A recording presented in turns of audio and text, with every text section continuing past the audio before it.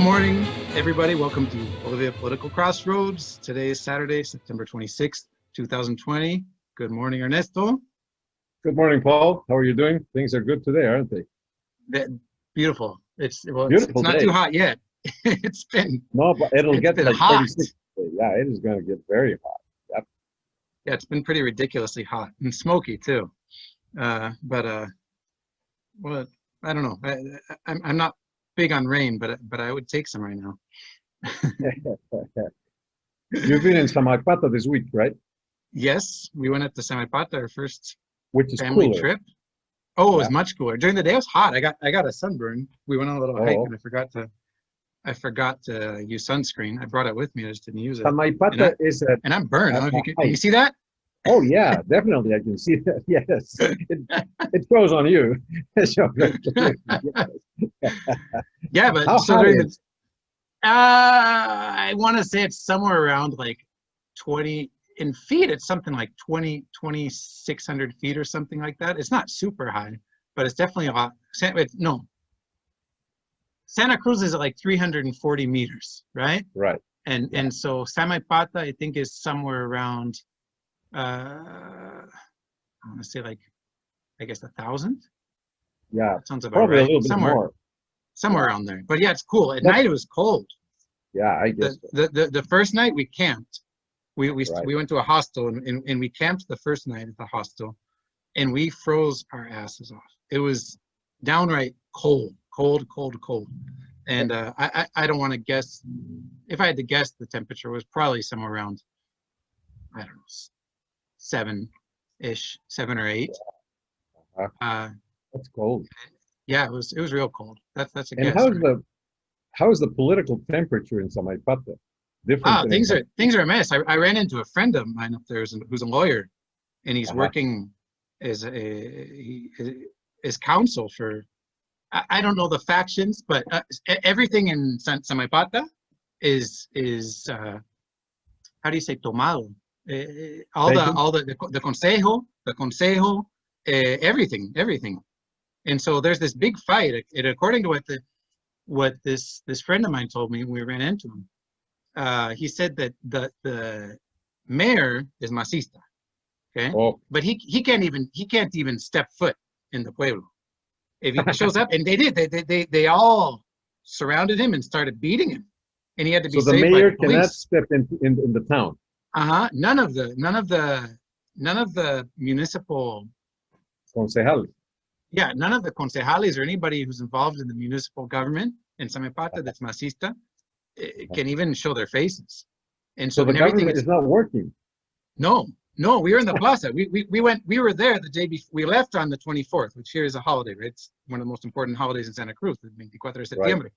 But the plaza was like abandoned. It was a mess. It was dirty. There was garbage all over. And that's because not even the people who clean up the garbage are working. It was. Wow. But see, I think this is a very good way to start the program, because it shows the political climate in Bolivia, and it's very violent. Even in Bolivian terms, it's violent because, man, this is election time. This is democracy. If the mayor and his council cannot get into town, where he is the mayor and the council of the town cannot get in town, that's pretty bad. Well, okay. Here's something interesting. And you're a lawyer, and this is what apparently he was destituido, destituted. I don't know if you can say that in English. But legally he can't be, because the only way it can happen is like in a cabildo. There's a cabildo, and they decided this guy's no longer the mayor. But that's legally, there's only I think he said there's 3 ways it can happen. One way is if he dies. One way is if he's close to being dead. Yeah, resigns, right? And the other way is, I think the Consejo Municipal would have to vote with a majority to don't quote me on that, but I want to say were the 3, but I don't think they did. Yeah, the third one is, and it's good because that's a political issue. It's called a revocatory. They revoke you. Revoking means they get you away. the resolution that installs you in a position is revoked. That means you're no longer the mayor. In Bolivian law, the new law, actually, this was approved by Evo Morales. In Bolivia, there was never this legal institute of revocation. It was approved in 2010. They can only revoke you from a position, elected position, after you have done half of your term. Yeah, they cannot revoke you before half of your term. Wait, there's something else he said. Sorry, that if you have a sentencia ejecutoriada. Right. That's almost an impossible. It can happen, I guess, but it's very unusual. So they can revoke you after you have covered half of your term and 1 year before the ending of your term. Because of course, it doesn't make sense to revoke you 3 months before the election. It makes no sense. You can still leave. So there's a period when you can revoke authorities, elected authorities, and they haven't done that, of course. Yeah, I've seen on the news what you're talking about. They went to the plaza and there was a bunch of people there, and that's not legal. That's what Trump calls mentality. Mob mentality or mob politics. Mob mentality doesn't make justice, mob mentality doesn't make the law. That's not legal here or nowhere. The city council, the front doors next to the sign, there's like a poster board or whatever you call it that says, institución tomada por no sé quién. And then next to it, or on the door, there was like literally like 8 or 10 locks and chains. Just that Trump calls mob justice. He says mob justice is no justice. So I've heard that last night. In fact, that's why I recall it. So that's the political environment here, and it's very difficult to have elections under that environment, And what you have seen in Samaipata is probably happening in many other towns in Bolivia. And in the big cities like in Santa Cruz, look at the violence, The masistas cannot go in a caravan because they're subject to stones or to whatever they in the streets. People beat them up in the streets if they can beat them up. So, yeah, I think that the whole thing is very bad. There's a lot of violence. It hasn't gotten as bad as somebody dying in the streets, but no, I think that things are not good. Yeah, are not good at all. I hope the 18th goes by peacefully, but it does seem that there's a risk there. Yeah. One thing that you just mentioned, and again, a personal anecdote. I live in Satélite Norte, which that's territorio masista, right? Right. Satélite is definitely has a masista majority, and Arce, the candidate in Choquehuanca, the vice presidential candidate, were campaigning, and they were there the roundabout, this huge roundabout, which is kind of like the center of Satélite, the heart. And I'm in this chat group for my neighborhood, and somebody mentioned they were there, and that avoid that area because there's going to be tons of people there, and and somebody else said I just drove by and there were no more than 100 people there, and that's surprising, I mean, this is the besides Evo, Arce is number 1 in the MAS right now, right? And that's a very low number. And at first I said, oh, okay, so maybe my initial thought was maybe that he's not as strong as people think he is in Satélite. But then the other side is what you just said. People are afraid they're going to get rocks thrown at them or hit with sticks or whatever. It's not just the masistas that do those things. A lot of people say the masistas are the violent ones, but it goes both ways. Right, both, yeah, definitely. Violent people are in both extremes, and there are risks. Well, they have announced already, that they're not going to respect the results if they lose. The MAS, Arce said that, a couple of days ago. Well, more than a couple of days, but he did say it. He said if he loses, it's because there was fraud. So he's telling us that he's not going to recognize if there's another winner, and that's just very bad. And I'm pretty certain that if the masistas win in the first round, they're going to find the same response from the Santa Cruz extreme right position, which is Creemos, that's Camacho, Camachos. and the Comité Cívico. They are going to say, no, we don't recognize that because there was fraud and so on and so on. And that's pretty bad.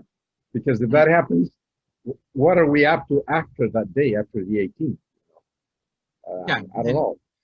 And did you see the interview with Camacho?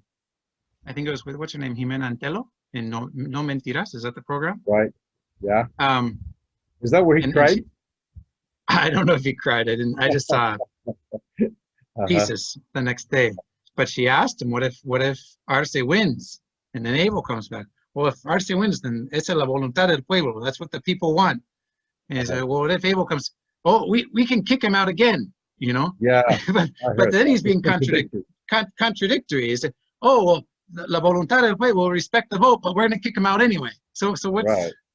You know, that's you know, that absolutely incoherent. Yeah. That's not a serious political candidate in anywhere in the world can say that. But here it is, you know, he's saying that and he gets votes. He'll get votes in Santa Cruz, but even if he says that. Him saying that, not even regardless of whether it's incoherent or not, it's like the diehard Trump fans in the States. You know, Trump can be as incoherent as anybody can be, and they will defend him tooth and nail and say, no, that's and listen to him and do as he tells them, or you know, and I see the same thing with Camacho. You have these diehard Camacho fans, and it doesn't have to be Camacho, it could be anybody. But since we're talking about what if the MAS wins, then that mentality and those kinds of statements can create serious repercussions, because he can sabe mover a la gente. Right. He knows how to get people up and out of their seats and on the streets. And so it's I guess it's going to be interesting either way that it goes. What we're talking about is a mentality that has imposed itself in this environment. In that mentality, I have one question.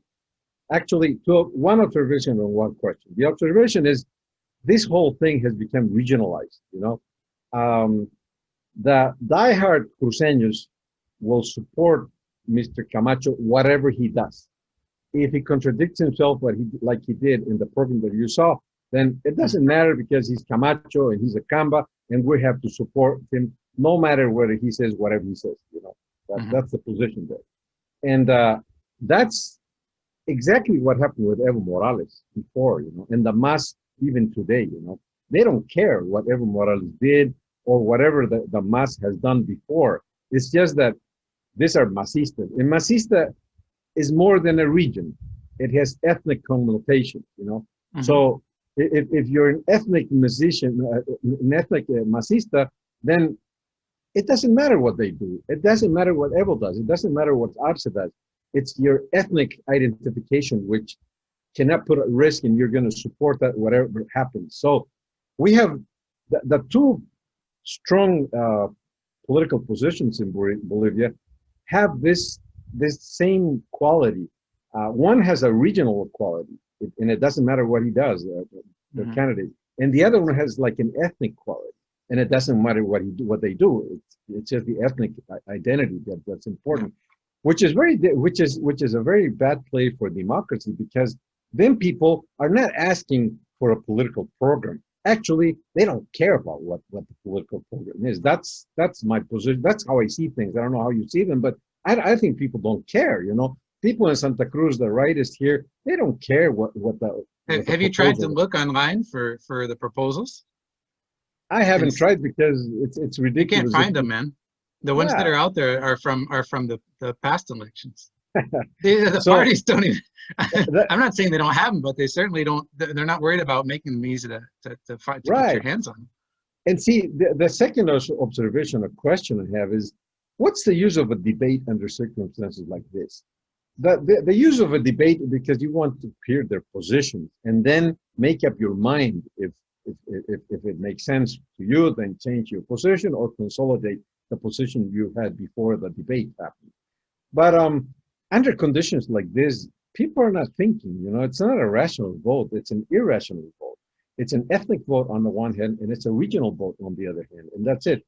I'm being very lenient with the regional vote. It's a lenient, and then it's also an ethnic vote. You know, it wants to be quote unquote a white vote within Bolivian terms. White is a very relative thing, but they think they're white, so let them think that. You know, it's a white vote, and the other one is an ethnic indigenous vote. So this is race. We're talking about races. In racism, there's no racial politics, you know, because all ideas and all logical positions and all proposals are lost there.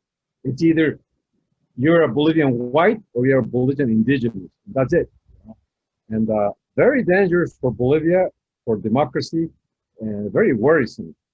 But then again, you know, in Bolivia, like this was Chinese proverb that came out in the times of Mao Zedong, you know, and Mao used to say in China, todo pasa, pero nada pasa, no?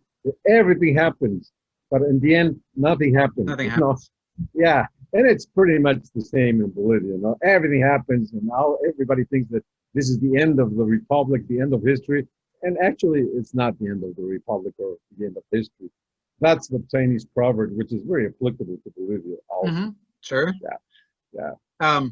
One thing you said just a couple minutes ago that calls my attention, and we can tie it into one of the topics that I don't want to spend too much time on, is that the Masista vote it's tunnel vision. They will vote Mas no matter what. Right. We have this case, and we haven't mentioned it much in the past, but there have been claims of statutory rape against Evo Morales. Pretty serious thing. I guess about a month ago now, we might have mentioned it very briefly. There was a case against, or I don't know if there were any formal charges or anything brought up against him, but basically he's got a 19-year-old girlfriend in Argentina, and everybody says that he's been with her since, at least has maintained some kind of a relationship with her since she was 15. Okay, and the fact that he's with her now, there's no question about that. They're seen together all the time, but she's 19, so you know, unless you can prove there was something going on before she was 18, there's not much else to it. Now there's a new case that's been brought up that it was yesterday, the day before, the vice minister of transparency, Guido Melgar, announced publicly that documentation exists based on, I don't know, say a cruce de datos, or basically a cross-referencing data between the civil registry and SEHIP, which SEHIP is in charge of giving out ID it's cards. The registry of persons. Personal identification. It's of birth, of death, of marriage. So between these two, they have documents or proof that indicate that Evo Morales fathered a child born in 2016, I believe, where the mother was 16 at the time of birth. And according to all the, you know, all the math, she was 15 at the time of conception. Now, if this is true, and with the previous case with Evo's current girlfriend who's 19, the candidates didn't make a fuss about it. Nobody, because again, like I just said, there's been no presentation of concrete proof that there was anything going on before she was 18. And so that's probably why the candidates kept their mouths shut. The Masistas that are in the public eye defended him pretty vociferously and said this was just a show for the media and to try to damage the Mas, you know, Evo's reputation and turn the Mas. Now in this case, and almost immediately, we've seen very prominent Masistas, including Arce Catacora, the current presidential candidate, verbally distancing himself from Evo. And even Mesa is the most measured, let's say, in what he's willing to say publicly about anything or anybody. Even Mesa said, yes, there are indicators that this happened. And so, which you're not going to say that if you're not sure, if you haven't seen them. Um, Getting to the point, if this becomes a clear case that Evo committed statutory rape and had a kid with a girl who was 15 at the time they had sexual relations, is that enough to I think it would finish off Evo, right? Evo would be, his political future would be destroyed. I'm pretty certain. I think that's pretty certain. But the party, the Mas party, how much would that influence in the decision whether or not somebody's going to vote for Arce Catacora? Interesting point. I tend to think like you. I tend to think maybe it's more like wishful thinking, you know. I tend to think that in a case like this, Evo would be terminated, and because rationally that's what should happen, right? That's what we're thinking right now is what any human being would conclude. If somebody has committed that kind of crime, then his political career should be over. That's logical. But I don't know. I think that this is like more like homework, you know. And for my part, I'd have to see how it happened before in other cases like this. The only case I can think about is it's always, well, I as you know, I tend to read a lot more than in other countries. I tend to read more about American politics because I'm more acquainted with that than with other countries, and it's like fun reading it, you know. But since I read somewhat more about American politics, I remember that the whole thing about respecting women and being conservative with women, not being divorced and remarried, this whole issue was sacred before, like three decades ago, you know. It was very hard for a politician to become a candidate if you've been divorced before, for example. Right. And I was well seen because it meant that you were not a good guy, you know, that we need a president that is absolutely immaculate, you know, and this was pretty much the political current. Today you have a president who's been divorced before, you know, and nobody talks about that, you know, nobody knows where the first wife is, what Trump did with her, why did they divorce? That's not anymore the issue, you know. But not only that, you know, we've seen Trump, we have all seen Trump, you know, in one of the debates, I don't recall exactly which one, but he referred himself in such an insultative manner towards one of the women that were there as part of the panel of the debate. I remember what you're talking about. And that was just demeaning. That was terrible, you know. Nothing happened to him, you know. I would presume that if this would have happened 20 years ago, 30 years ago. Well, you can get President Fernandez here. Yeah, exactly. The same thing. The same thing. But see, we have our tradition is not like the American tradition. You know, in Bolivia, since it's a machista country, then we never worried about that, you know, too much, you know. But in the States, they have become, well, they're there. That's Trump, you know. He just says anything about this woman and her underwear or whatever, and he's the president. Nobody talks about that anymore. My worries is that, I don't know, maybe in Bolivia, especially the hardcore masistas, will say this was made up by the right, and the right paid this woman to say that, and those documents were fraudulent documents, and then keep on going with Evo. I don't know. I hope it doesn't work that way. But the way that masista culture has been grown throughout these 2 decades is that, you know, whatever happens, it's, oh no, but this was made up by the far right, and the documents, of course, they're made up. I'm looking at that because now, when I go through the social media, as you know, that yesterday they took the cadaver out, the corpse of this guy that supposedly is Clavijo, right? But you know what they're saying on the media is that, you know, oh, you know, the masistas say, you know, now they're going to say that this is not Clavijo, and of course it's Murillo, you know, making all this fake news, and all those guys that are working with Murillo are obedient to him, so they're going to prove, quote unquote, prove that this corpse is not Clavijo's corpse. So they tend to do that with everything, and they don't have to be different with regard to Evo's case of statutory rape in this case. I think the question is, will it work? And I started saying that maybe it's wishful thinking that it'll work. And I think that, yes, I think it'll work in the middle class that's not necessarily masista. I don't think it'll work with the masistas, because the masistas have proven that they work this way. Their mentality is to blame others. It's like the Trumpistas. It doesn't matter what Trump does or says; they're still there. And it's terrible, but it's happening in the world. It's happening in Bolivia. It's just terrible. Hope it doesn't. I hope it works, but I'm not too enthusiastic about that, because I've seen them before, and yeah, that's it. But it's an interesting issue. It's an interesting, because there are documents, like you say. It's not hearsay. Yeah, they've said that the documentation and the proof is there and it's registered.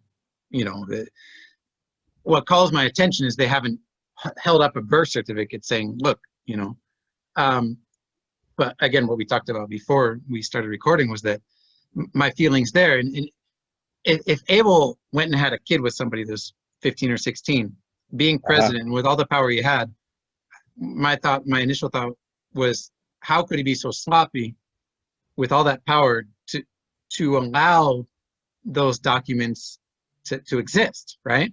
He'd cover his ass. But if they're not showing physical documentation, perhaps it exists in the system, but the printout, the paper certificate doesn't exist. And somehow, like in my case, I have Bolivian citizenship by marriage. By marriage. Thank you.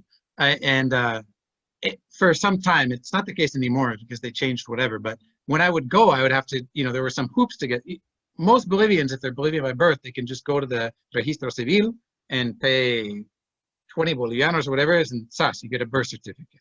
So not like in the States where there's one birth certificate and you better not lose it. Here you can get it. It seems like you have to have a birth certificate every month, right? For a different trámite. What I'm getting at is that for me, for a time, it was difficult. I had to get some stupid thing from La Paz, and then so I'd have a friend in La Paz, go to the Registro Civil in La Paz and get this. And my God. Yeah, it was a pain in the ass. And so what my initial, if this is really the case with Evo in this kid, then perhaps there was some kind of observation or something put into the system where not just anybody can go and get that birth certificate, But I don't know. I don't know. I'm just speculating because again, the only thing that the statements made have been pretty damning, and for somebody to say something like that at such a high level government and publicly, and to have other candidates come out and say, yes, there's indicators, and for Arce Catacora to distance himself, there must be something there. That's the way I feel about it. But why aren't they showing us that proof? And so that's the strange thing to me here. I guess we'll find out soon enough. If it fizzles out, then I guess we have our answer. But if it, we'll see what happens with that. If we continue on with our do you want to talk about this the padrón electoral? How would you call the padrón electoral? The electoral registry? Yeah, something like that. I forgot, but they have a special name in the States. But basically, it's that. It's the registry of the voters.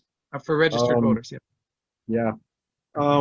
It's an important issue because the registry of voters in Bolivia is a listing of all the people that are registered in order to vote anywhere in the world.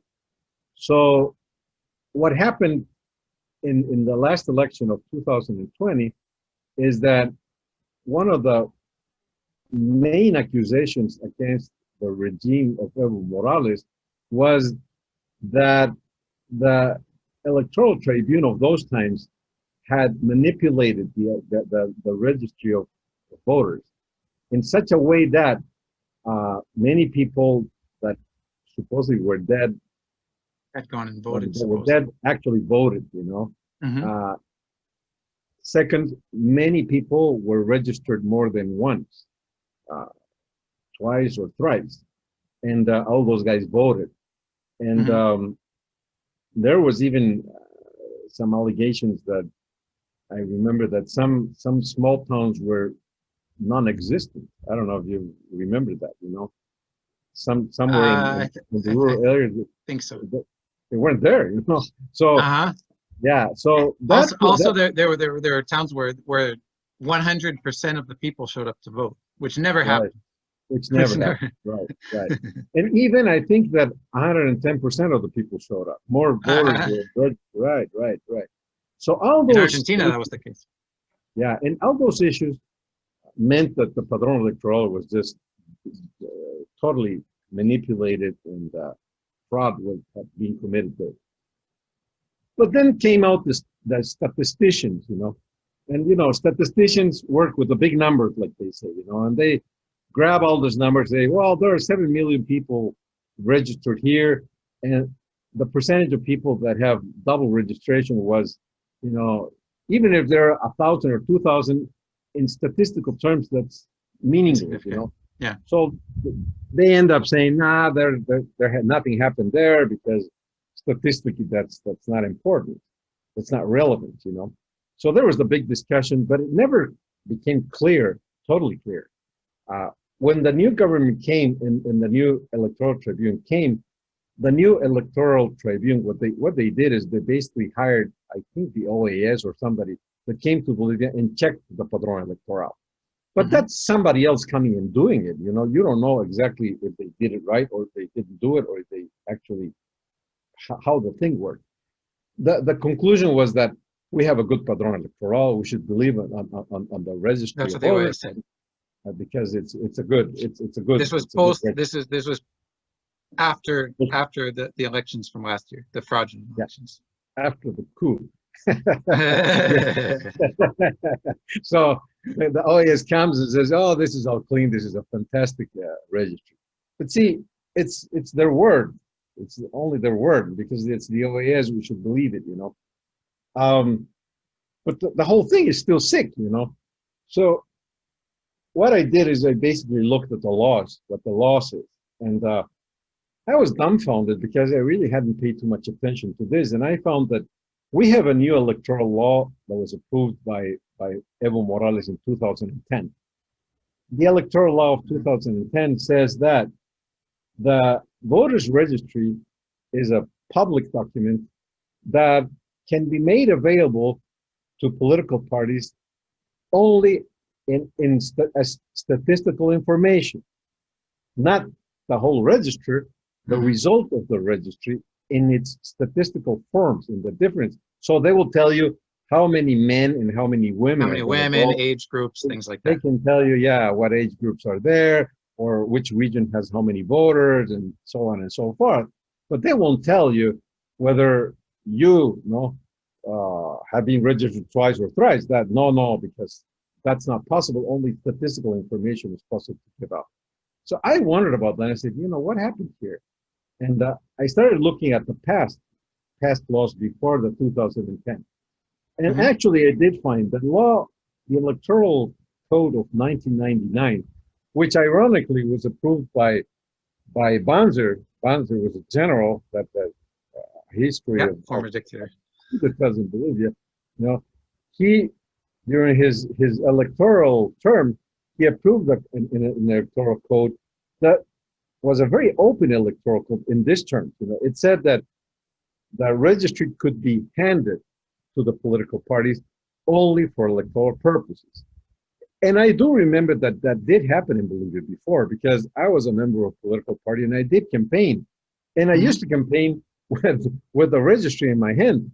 Not the whole registry. They would give us registry, the relevant registry for registry for La Paz in the area where I worked, you know. So it was basically a neighborhood, you know, 2 or 3 neighbors. I would have the registry. Yeah. And I would make a relevant campaign, because I would know where Mr. Whatever, you know, his name, I'd know that he lives there. And so I'd knock the door and say, can I speak with Mr. John Doe? And they say, Mr. John Doe is here. Yes, I would speak with Mr. Jando. That's the way we did politics before. And I remembered that. So that was coherent with the law of those times. Actually, that did happen. So we went in reverse in 2010. Instead of making democracy a more profound process, more with transparent. Evo Morales, we went back, you know. So now nobody can see the Padrón Electoral. Only the government can see it, because that's the whole thing. It's all these guys that work in the Tribunal Electoral, they can see you, where you live, where you work, your name, and the whole story. Nobody else can do that. So they have the monopoly of the information. The next step I did is I said, what does this have to do with human rights, with constitutional rights? And yes, it's a violation of constitutional right. There's a constitutional right that's called the freedom of expression, a two-way street. You have the right to say whatever you want, and you have the right to demand information in order to be informed.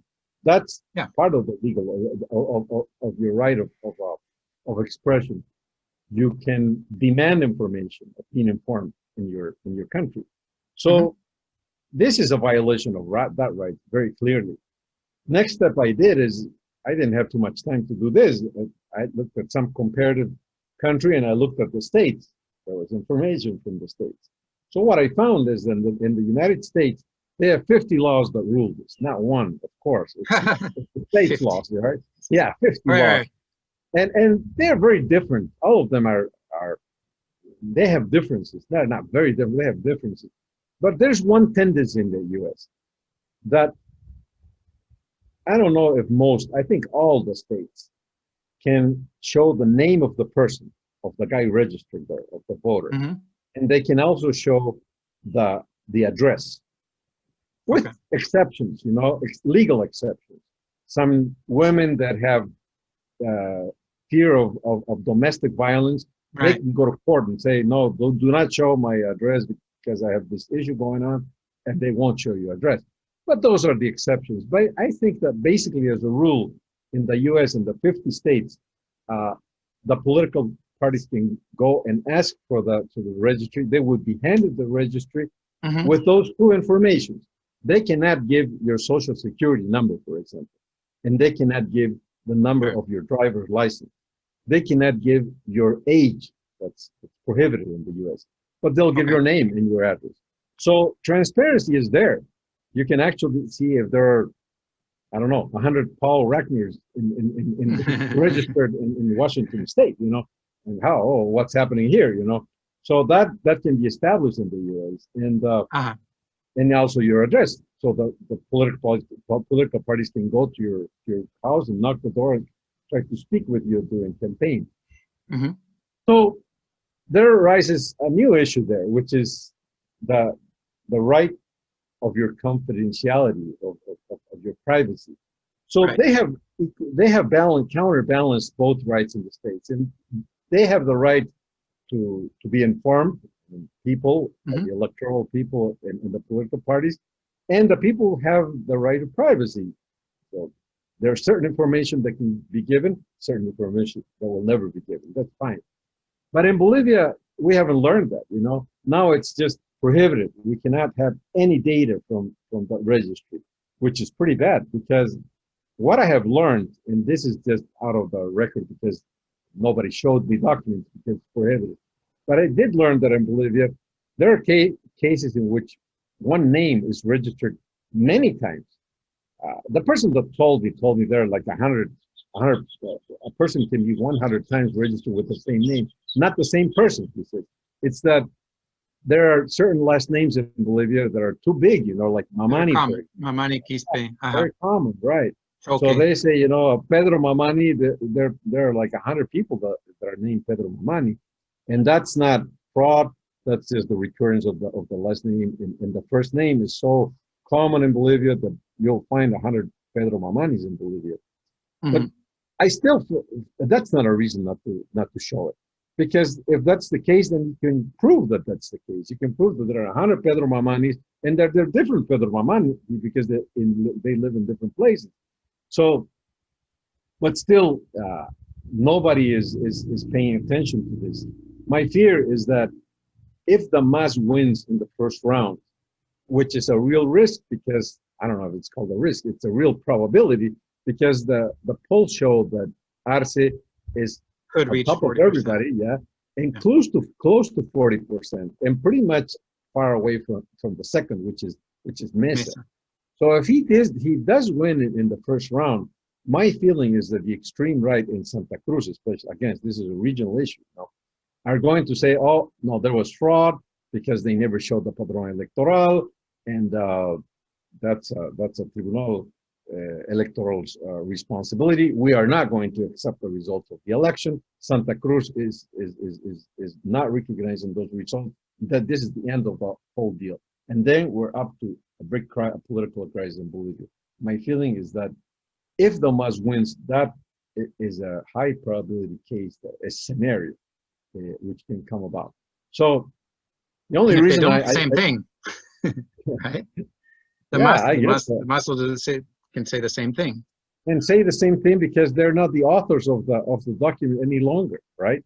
Mm-hmm. Because until a year ago, you would say, well, this was a padrón by the Masistas. Now the Masistas will say this is a padrón from the extreme right, and that's the reason they won is because they manipulated the registry of voters. Yeah, you're right. It's the same thing. So I don't know. Solution is not easy because it's too close to the election date in order to show right now the padrón electoral. There would have to be a law passed to change that, correct? No, actually not. Yeah, this is a very legal thing, right? One thing you can do is, because the right of demanding that information is a constitutional right. That right is above the electoral law. There's a hierarchy of, The hierarchy there.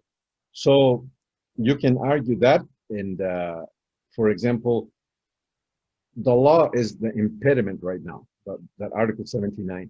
But there can be a ruling, what's called a reglamento in Spanish. I don't know what will be the word in English, but there's a law, and the reglamento sort of gives body to the law. It explains what the law has to say.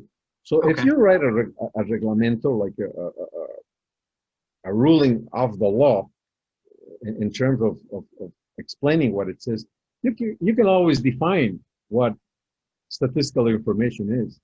And I think that statistical information is what we think it is, which is basically the conglomeration of data that shows how many men, women, and stuff.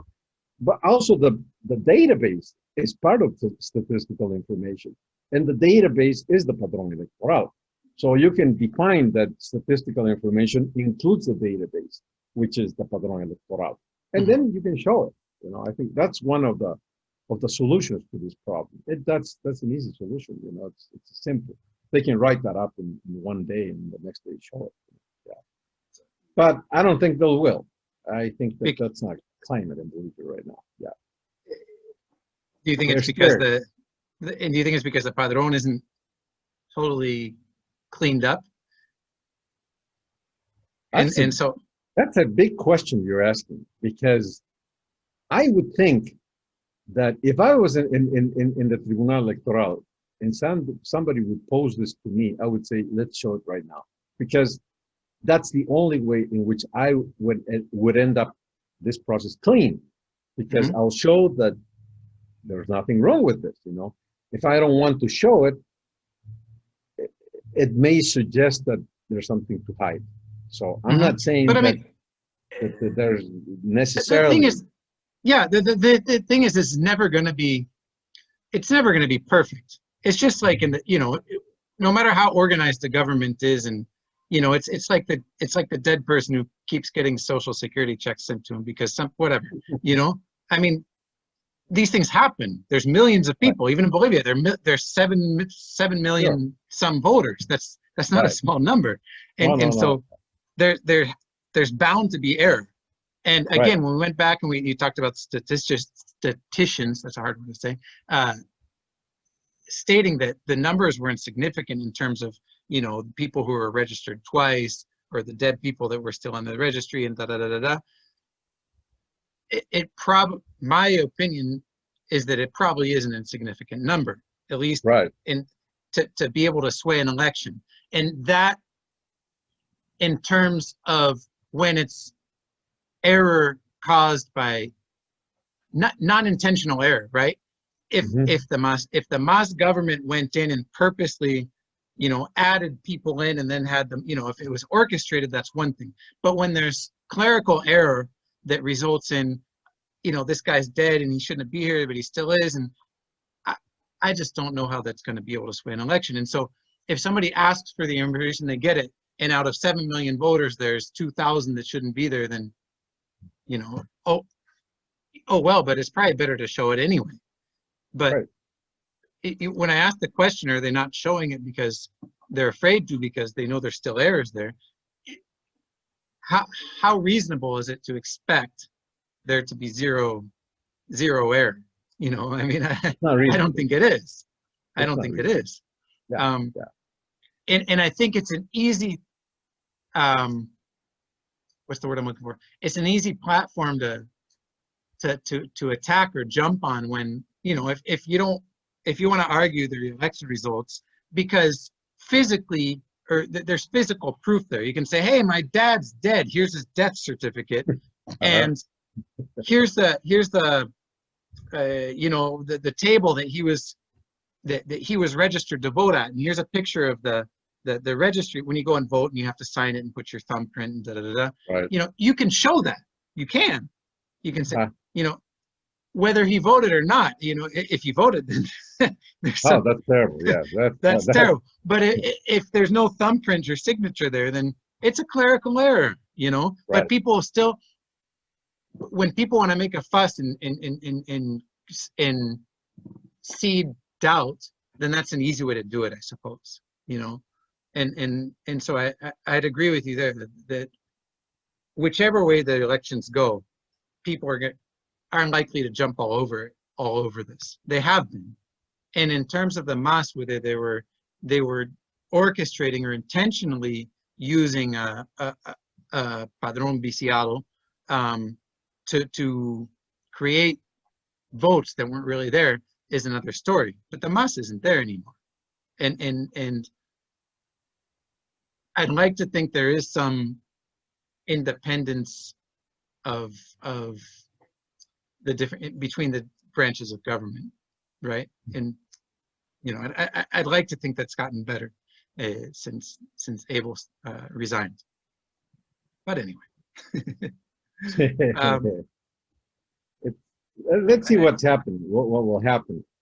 But in Bolivia, we used to receive the padrón electoral before with all those errors that you say, and I guess that nothing happened because everybody was aware that those errors could happen.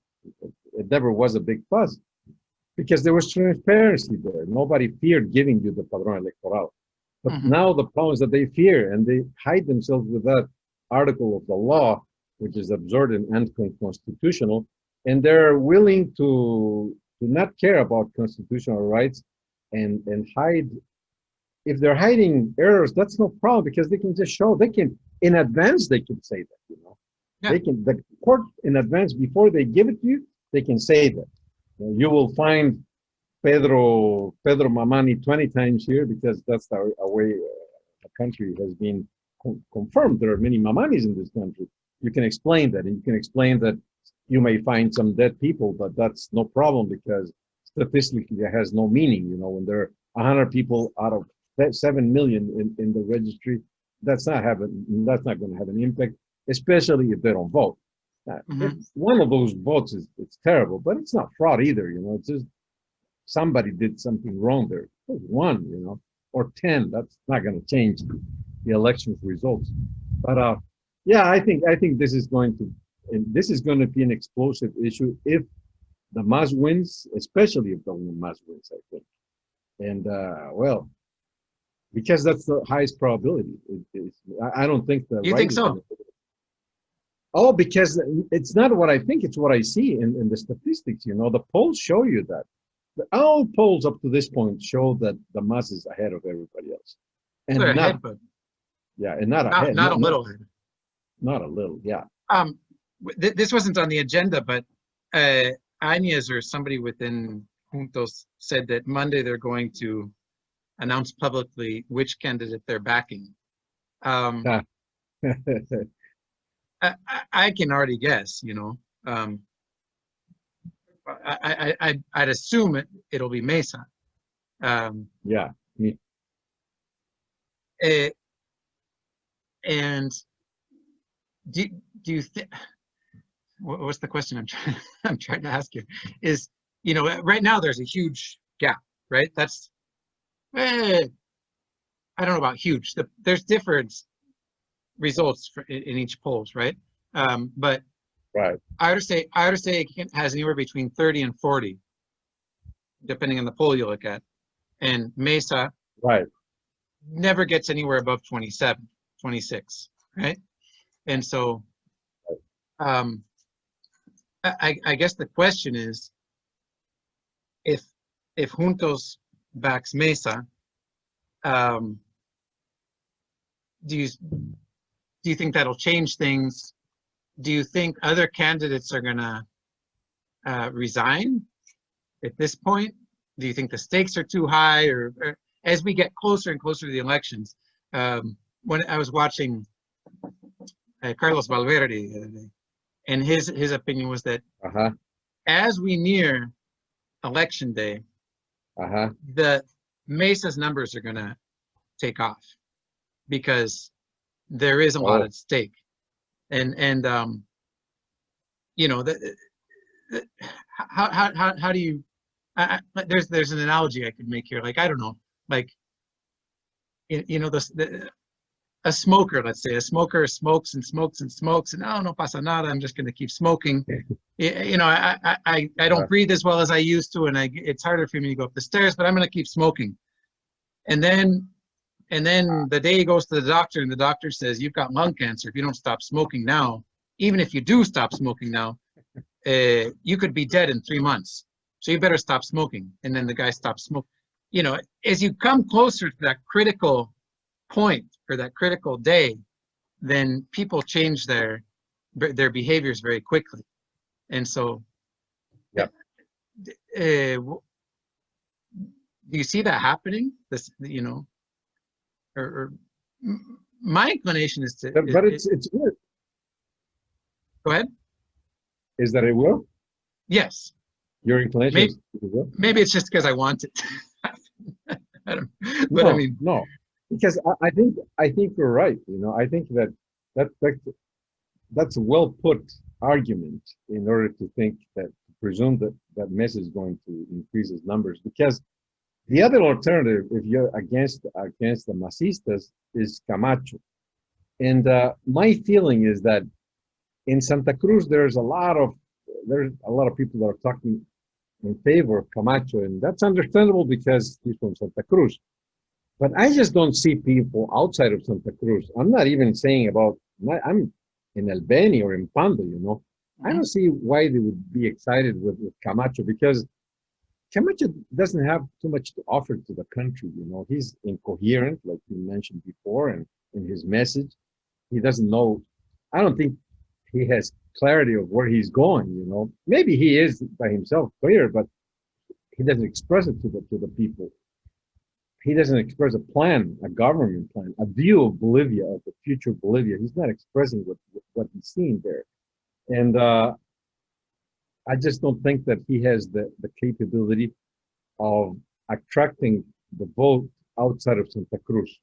Every day that passes, even people from the right that are not supposedly too inclined towards Mesa, in the last minute, which is what you're talking about, and you see Mesa and you look at Camacho, I don't think you vote for Camacho. Valverde said, taparnos en la nariz. They're going to plug their nose and vote for Mesa. That's well put. You know, that is well put, because you have two choices, not good two choices for different reasons, in my opinion, but not good, you know, not optimal, not what you would want to vote for. Right. But you have these two choices, which are not optimal. But there's definitely one of them that is absurd, that is non-takeable, non-digestible.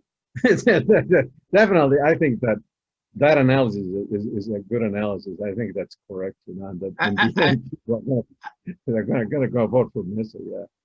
I have a friend on an old friend, and he posts some really interesting stuff on Facebook pertaining to American politics, and he created this dialogue of three people at a restaurant, right? And the waiter, I think the customer, and the undecided, who's accompanying the customer. And the waiter says, you have two choices on the menu. One is dog poop with razor blades and glass shards in it, and it's on fire. And the other choice is bland, overcooked pasta. And the undecided is saying, boy, I don't know which one of these I want to pick. I can only have one of these. What should I? It's obviously what the comparison is, right, in terms of the candidates in the states, and the person who's accompanying the undecided says, what do you mean?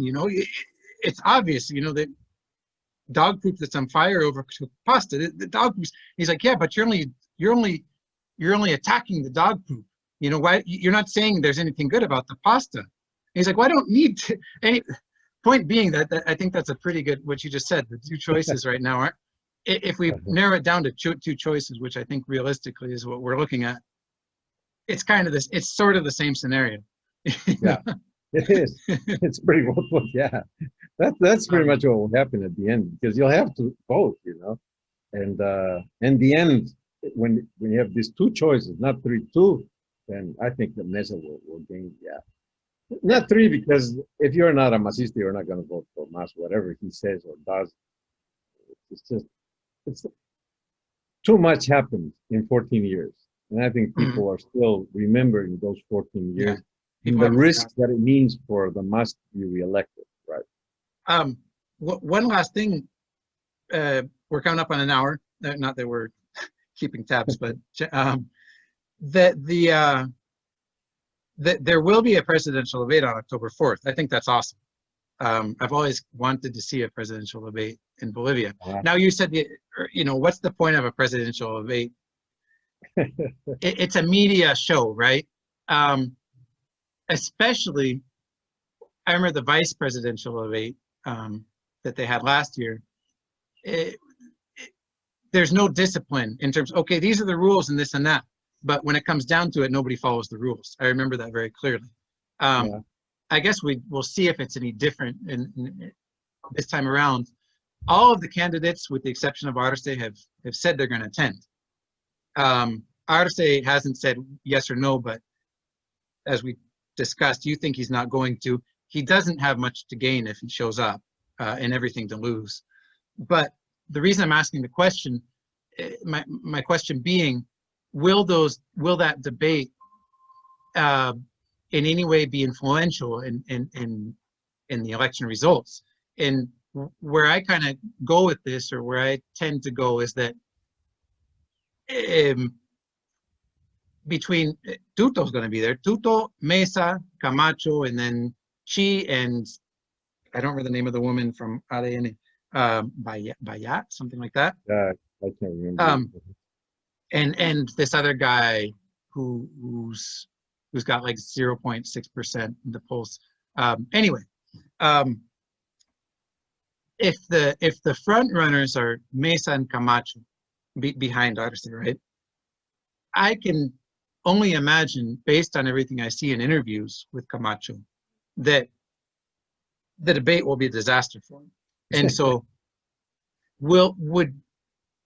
assuming that, unless he does a super intensive prep course and does 5 or 10 or 20 years worth of studying in the next 2 weeks or a week and a half,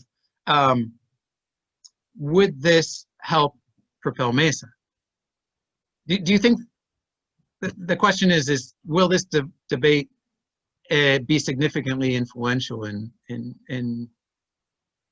steering results one way or another? No, but I think you're right. I think if anybody can win in a debate, is Mesa. If there's still a large number of undecided people and they look at one or the other, because the that's the only choice you have in Bolivia, Camacho or Mesa, and Mesa goes to the debate, he's going to get more votes because he's a great debater. You know? I don't know if he's a great debater. That's another issue. I have a technical problem. I'm going to change scenery, but don't worry, I'm still here. Okay. Because my computer is running out of energy, and I need No to sweat. put the charger. Yeah. The thing is that Carlos Mesa is a very good man to be on TV because that's his profession. Yeah. No, good that you touch a point because I think it is very much worthwhile touching it. I think Mesa is what I said. He if you put him on camera, he's very good at that. I've seen him work on camera. He's definitely marvelous. But as any other people that are usually on cameras and are journalists, you know, they're good. They're good because they don't have nobody in front of them opposing them. But when you put somebody there opposing them, then things change. Because it's not the same to talk freely on camera without nobody saying, hey, that's wrong, you know, or look at your hair, you know, that's a whole different ballgame, you know. I don't think Mesa is good at that because it's a whole different profession. Well, again, you know? when you're, I don't want to say attack sounds a little aggressive, but really, I mean, when you're called into question, I remember the case where they were, you know, the accusations that he took money to accept the vice presidency with Goni, right? Almost $1 million, $840 some thousand. And which it's not illegal, but it might be immoral. Right. And also whatever you did with that money, and when you declare your patrimony, if you're a politician, you know, anyway. And every time anybody would try to ask him about that, he would deflect and just say, I'm not going to talk about it, I'm not going to talk about it, I'm not going to. And if he does the same thing in a debate, it's not going to help him any. And there's plenty of things as a candidate he could be criticized for. Right. So yeah, and then Tuto Quiroga is no slouch. He might not have the numbers in the polls, but putting him on stage next to Mesa and the rest of the guys, I worry that when I say I worry because I think that Mesa is the only reasonable or realistic opponent against the Mas. Okay, and so with Tuto on stage, he could very easily there's certainly potential there for him to weaken Mesa and make him look bad. And as you said, he's not a professional debater; he's a professional journalist. Yeah. And so, Tutu is a better debater. Probably. I don't know. I've never seen him. No, he's better. I've seen him. He's better, much better, because he's used not to be in a. He's not a professional journalist. He's always been on debate, and he's good at that. Yeah, he's good at that. Better than Mesa, I would say. So definitely better than Mesa. I don't know how Camacho will fare on that, because I don't know how good he's bad usually on cameras, and I don't know how he would be in a debate. So that's a big question mark. You know, that the question mark on a debate is Camacho. With respect to Arce, I did begin this program saying that he may not show because he will be attacked by everybody. But that's something that he has to ponder about, because if you're the attacked, it's not a bad idea. Whenever you're at the center of the attention in politics, it's always good. And if everybody would attack him, and I think that could happen, you know, and he has to explain, he would have, and if he has the ability to only explain the economics part, then he's going to be good. You know, he can do a really good job there. What it will be unexplainable for him is the corruption during the regime. But then again, he's not responsible for that, because he hadn't been a president. He hasn't been president. There are, and I wish I had in front of me, but there are questionable. there has been corruption where he's apparently involved, and he signed off on things that he shouldn't have signed off on. Exactly. with Yeah, temas de I remember that. sobreprecio and Yeah, and the pensions, the pension funds money, which they say that he approved millions of dollars for using the pensions fund money for consultancies of this office that is in charge of the pensions. That has been a big accusation because they spent a lot of money, and the office is not working. The money was spent on software. And I think there was, the software I think was like $15 million. It was millions of dollars. Yeah, and if I ask you where's the office, it's not existent because the offices that are handling the pensions money are still the AFPs. It's AFP Futuro de Bolivia and AFP, I don't remember the name of the other one, but there are only two AFPs, which are private offices, private enterprises. And what the MAS was supposed to do, and this was from 2010, they were supposed to end the contract with the AFPs and substitute them with this office that he paid $50 million for. He paid $50 million in order for there to be a software that would administer all this, the retired people. And I think that they failed because they paid the money and there's no software, or the software didn't work. The excuse was that the software didn't work. And that's the reason why that office is not established up to this point. But the whole point is that they paid $50 million and there's no software, or if there is software, it's a very bad software. Yeah. And that he has that accusation. He had never answered to that. Among others, yeah. It'd be impossible for him to come out unscathed. And there's definitely, he can come under attack. But I suspect, I suspect also Mesa would also take a lot of heat from Tuto. I guess we'll see. It's going to be interesting. And we're getting close. 18 plus 4, 22 days, 3 weeks, 3 weeks and a day. That's it. Yeah. Anything else you want to touch on before we conclude? I think we have covered pretty much all the important issues. I don't find a new issue to put on the table. I just think that we have to concentrate on the next 7 days until we have our next podcast. Expecting, I think this week we should see numbers. I think we should see a poll. I hope there's a poll. I was told that there's going to be a poll coming out at the beginning of the coming week, and I hope it happens. If not, then everybody is going to speculate like we're doing right now, with the old numbers.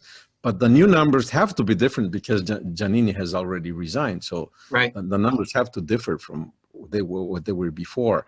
So let's expect that this coming week. I think that's going to be the concentration of most analysts and see what's coming in terms of polls. But see, I have nothing else to discuss now. All right. We'll end it there then.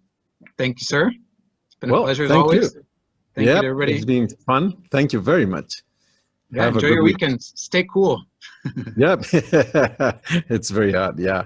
We're going to try to do that, and you too. Have a good week. Have a good weekend and a good week. Bye-bye. Bye-bye.